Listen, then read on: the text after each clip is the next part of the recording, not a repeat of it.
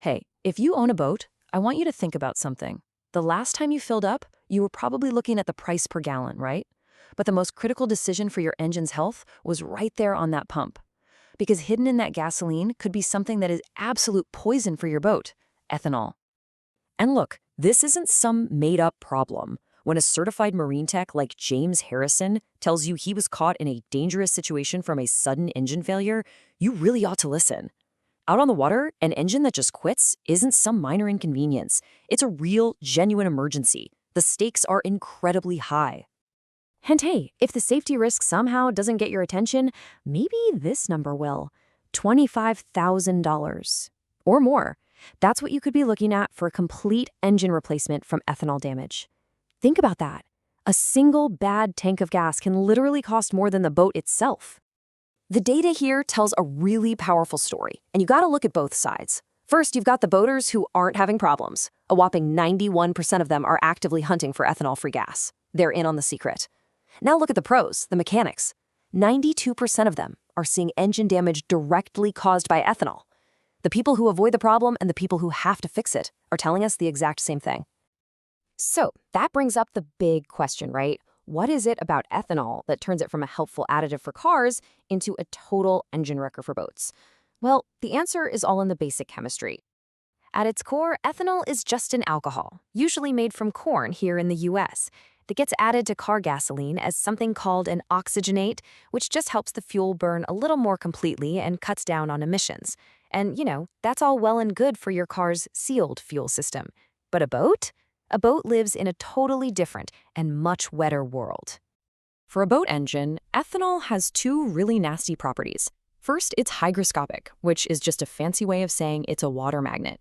It acts like a sponge, literally pulling moisture right out of the humid air and into your fuel tank. Second, it's a powerful solvent. It can actually dissolve older rubber fuel lines and gaskets, creating this horrible sludge that's destined to clog up the works. So what happens when that ethanol sponge gets completely waterlogged? Well, you hit the point of no return. It's a process called phase separation. The ethanol gets so saturated with water that it literally separates from the gasoline and sinks. You're left with this toxic, corrosive layer of ethanol and water sitting at the very bottom of your tank, which is exactly where your engine's fuel pickup is. Not good. And what happens when your engine starts sipping that toxic cocktail from the bottom of the tank? It's a disaster in slow motion. That corrosive gunk starts eating away at metal tanks and destroying rubber fuel lines. It creates this gunk that clogs the tiny, precise passages in your fuel injectors, starving the engine of clean fuel until it just gives up. Complete engine failure. Okay, I know, that was the scary part. But here's the good news. This is almost entirely preventable. It all starts with being smart about what you put in the tank. This is your most powerful weapon against ethanol damage, period. Here's what you need to know, plain and simple. Think of it in 3 tiers. The best choice, the absolute gold standard, is E0. That's pure ethanol-free gas. The next tier down is E10 with 10% ethanol. That's the absolute maximum your engine is designed to handle, and only if you use it with caution. Then you've got everything else, like E15. That isn't just a bad choice, it's actively harmful, and it's illegal to use in a boat. And hey, if you're ever in doubt, just look at the pump. The EPA itself puts this warning label on every single E15 dispenser. It literally says, in all caps, don't use in boats. If you ignore that, you're not just risking serious damage, you can kiss your engine's warranty goodbye. So choosing the right fuel is job number 1. But your habits for fueling up and for storing the boat, well, that's your next critical layer of defense. Being proactive here is going to save you thousands in the long run. Let's get practical. At the pump, you need to be vigilant. First, always read the label.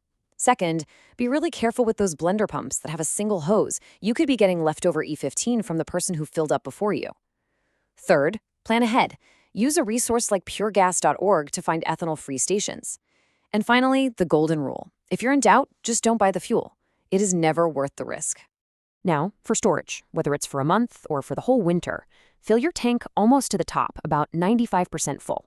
This leaves very little room for air, which means less moisture can condense inside. Then, add a quality marine fuel stabilizer. And, this is the key part, run the engine for about 15 minutes. This pulls that protected, stabilized fuel through the entire system, all the way to the injectors. Let me be crystal clear on this because it's a really dangerous myth. There is no magic potion in a bottle that can fix phase separation once it has happened. The chemistry is irreversible. You can't unscramble that egg. Additives are for prevention, not a cure. The only solution for a separated tank is to have it professionally drained and cleaned. Prevention is everything. So let's pull all of this together into a final, actionable game plan. This is what you need to remember to protect your boat, your wallet, and your time out on the water. All right, here it is, your final cheat sheet. We know E0 is the best, and E10 is the absolute limit, with caution. We know E15 is illegal and a definite no-go. But let's add one more to the list, E85. Never, ever let this stuff near your boat. It's not a risk, it's a guarantee of immediate and catastrophic failure. This is the simple guide that should be in your head every single time you fuel up. And really, that's the question it all boils down to. Choosing the right fuel might take a little extra planning, maybe a few extra bucks per gallon. But when you weigh that against a $25,000 repair bill or being stranded miles from shore with a dead engine, the choice becomes pretty clear, doesn't it?